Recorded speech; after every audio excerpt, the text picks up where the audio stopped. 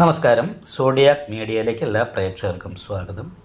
2025 May മാസത്തെ ഭരണി നക്ഷത്രക്കാരുടെ നക്ഷത്രഫലമൊന്ന് പരിശോധിച്ച് നോക്കാം. ഭരണി നക്ഷത്രക്കാരെ സംബന്ധിച്ചിടത്തോളം രണ്ടാം ഭാവത്തിൽ നിന്നിരുന്ന വ്യാഴം ഈ 14-ാം തീയതി മൂന്നാം ഭാവത്തിലേക്ക് മാറുന്നുണ്ട്. അപ്പോൾ വ്യാഴപ്പിഴവ് കുറച്ച് തുടങ്ങിയിട്ടുണ്ട്. അതേപോലെ തന്നെ സർവാഭിഷ്ട സ്ഥാനത്ത് നിന്നിരുന്ന കർമാധിപതിയായിരിക്കുന്ന ശനി 12-ാം ഭാവത്തിലേക്ക് മാറി. അപ്പോൾ ഏഴശനി തുടങ്ങിയതിൻ്റേതായിരിക്കുന്ന കുറച്ച് പ്രശ്നങ്ങളുണ്ട്. എത്ര പണം ഉണ്ടാക്കിയാലും അനാവശ്യമായിട്ട് ചിലവായിക്കൊണ്ടിരിക്കും. അതാണ് ഒന്ന്.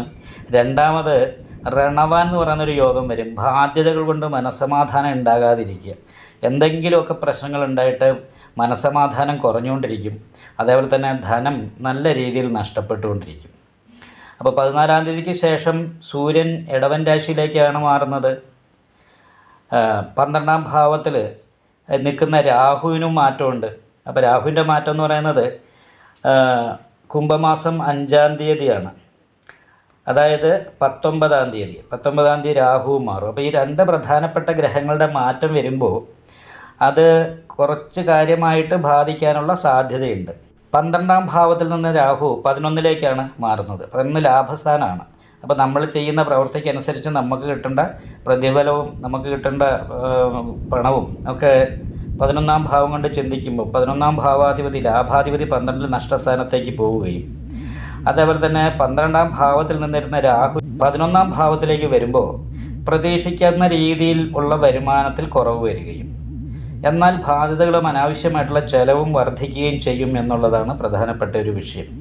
അപ്പോൾ അത് കാരണം കൊണ്ട് തന്നെ ഈ സമയത്ത് കുറച്ച് സാമ്പത്തിക ഞെരുക്കം പോലെയുള്ള പ്രശ്നങ്ങൾ ഉണ്ടാകാം. വീട് വിട്ട് നിൽക്കാൻ ഇടവരാനുള്ള സാധ്യത കാണുന്നുണ്ട്. വീട്ടിൽ നിൽക്കുമ്പം കുറച്ച് പ്രശ്നങ്ങൾ, എന്തെങ്കിലും സ്വത്ത് സംബന്ധമായിട്ട് അതിർത്തി സംബന്ധമായിട്ടുള്ള പ്രശ്നങ്ങൾ കൊണ്ടുള്ള മാനസിക ടെൻഷനൊക്കെ യോഗമുള്ളൊരു സമയമാണ്. ശത്രുദോഷത്തിൻ്റേതായിരിക്കുന്ന ദുരിതമുണ്ട്.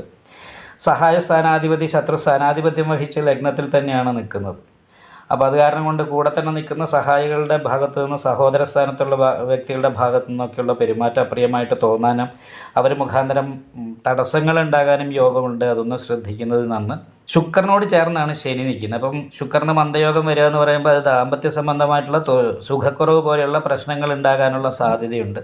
നിവൃത്തി സ്ഥാനാധിപതിയും ഭാര്യ സ്ഥാനാധിപത്യവും വഹിച്ചിരിക്കുന്ന ഭോഗകാരകനായിരിക്കുന്ന ശുക്രൻ 12-ലാണ്. പക്ഷേ വിദേശത്ത് പോകണമെന്ന് ആഗ്രഹിക്കുകയാണെങ്കിൽ വളരെ അനുകൂലമായിരിക്കുന്ന ഗുണഫലങ്ങൾക്ക് യോഗമാണ്. തടസ്സങ്ങളില്ലാതെ വിദേശത്ത് പോകാനായിട്ട് സാധിക്കും. കാരണം മീനൻ രാശിയിൽ നിന്ന് രാഹുവിൻ്റെ ഒരു മാറ്റം വന്നപ്പോൾ അത് കുറച്ച് അനുകൂലമായിരിക്കുന്ന ഗുണഫലം ഉണ്ടാക്കിയിട്ടുള്ളത് യാത്രകൾക്ക് അനുകൂലാവസ്ഥ വന്നു, തടസ്സങ്ങൾ മാറി എന്നുള്ളതാണ്. എന്നാൽ 5-ാം ഭാവത്തിൽ ഘടകാരകനായിരിക്കുന്ന കേതു വന്നപ്പോൾ പൂർവ്വജന്മ ദുരിതം എന്ന് പറയുന്ന ഒരു അവസ്ഥ വന്നു. അതേപോലെ തന്നെ മാനസികമായിട്ട് ടെൻഷൻ വർദ്ധിക്കാനുള്ളൊരു സാധ്യതയും കൂടുതലാണ്. 3-ാം ഭാവത്തിൽ വ്യാഴമാണ്. അപ്പോൾ അപജയസ്ഥാനത്ത് വ്യാഴം നിൽക്കുന്നേരം വ്യാഴപ്പിഴവുള്ളത് കാരണം കൊണ്ട് വിഷ്ണു ക്ഷേത്ര യഥാശക്തി വഴിപാടൊക്കെ ചെയ്ത് ദൈവാധീനം വർദ്ധിപ്പിക്കാനായിട്ട് ശ്രദ്ധിക്കണം പ്രത്യേകമായിട്ട്. ലഗ്നാധിപതിക്ക് നീചാവസ്ഥ വന്നത് കാരണം കൊണ്ട് ശൂന്യ ബലവാനായത് കാരണം നമ്മളുടെ വാക്കിന് വിലയില്ലാത്തൊരവസ്ഥ ഉണ്ടാകുക, വീട് വിട്ട് നിൽക്കാനിട വരെ ഇങ്ങനെയുള്ള കുറച്ച് തടസ്സങ്ങളും പ്രശ്നങ്ങളും അനുഭവിക്കാനും യോഗം കാണുന്നുണ്ട്. ലഗ്നാധിപതി ബലഹീനനായി നിൽക്കുന്നു എന്ന് പറയുന്നൊരവസ്ഥയാണ്, നീചാവസ്ഥയാണ്. അപ്പോൾ അത് കാരണം കൊണ്ട് വീട്ടിൽ ചെറിയ കലഹങ്ങൾ, വീട് വിട്ട് നിൽക്കാനിട വരിക, അതല്ല മറ്റുള്ളവരുടെ മുന്നിൽ നമുക്ക് നമ്മളുടേതായിരിക്കുന്ന വിലയില്ലാത്തൊരവസ്ഥയിൽ നിൽക്കേണ്ടി വരിക, ഇങ്ങനെയൊക്കെയുള്ള കുറച്ച് തടസ്സങ്ങൾ അനുഭവിക്കാൻ ഉള്ള യോഗവും കാണുന്നുണ്ട്. അപ്പോൾ ഇതൊക്കെ ഒന്ന് ശ്രദ്ധിക്കണം. ശിവക്ഷേത്രത്തിൽ യഥാശക്തി വഴിപാട് ചെയ്യണം. ദേവീക്ഷേത്രത്തിലും വിഷ്ണു ക്ഷേത്രത്തിലും യഥാശക്തി വഴിപാട് ചെയ്ത് നന്നായിട്ട് പ്രാർത്ഥിക്കണം. അതുപോലെ തന്നെ പ്രധാനപ്പെട്ട കാര്യമാണ് ലഗ്നാധിപതി ബലഹീനനായതുകൊണ്ട് പിന്നെ ലോൺ എടുക്കുക അതുപോലുള്ള കാര്യങ്ങൾ വളരെ ശ്രദ്ധിച്ച് വേണം ചെയ്യാനായിട്ട്. ബാധ്യതകൾ ഉണ്ടാക്കി വെച്ചാൽ നമുക്കത് തീർക്കാനായിട്ട് വലിയ ബുദ്ധിമുട്ടാകും. അയ്യപ്പക്ഷേത്ര നീരാഞ്ജനം വഴിപാട് ചെയ്യുക, വിഷ്ണു ക്ഷേത്രത്തിൽ യഥാശക്തി വഴിപാട് ചെയ്യുക, നന്നായിട്ട് പ്രാർത്ഥിക്കുക. അപ്പോൾ ഈ നല്ല പ്രാർത്ഥന, വഴിപാട് മുതലായിട്ടുള്ള കാര്യങ്ങളൊക്കെ ഉണ്ടെങ്കിൽ മെയ് മാസത്തിൽ ഈ മാറ്റങ്ങൾ ദോഷമില്ലാതെ അനുകൂലമായിരിക്കുന്ന രീതിയിലേക്ക് വരാൻ സാധ്യതയുണ്ട്. നിങ്ങൾക്ക് ഈ വീഡിയോ ഇഷ്ടപ്പെട്ടാൽ ലൈക്ക് ചെയ്യുക, നിങ്ങളുടെ അഭിപ്രായങ്ങൾ കമൻറ്റ് ചെയ്യാം.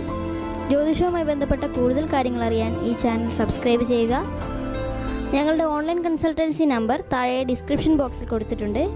ആവശ്യമുള്ളവർക്ക് കോൺടാക്റ്റ് ചെയ്യാവുന്നതാണ്.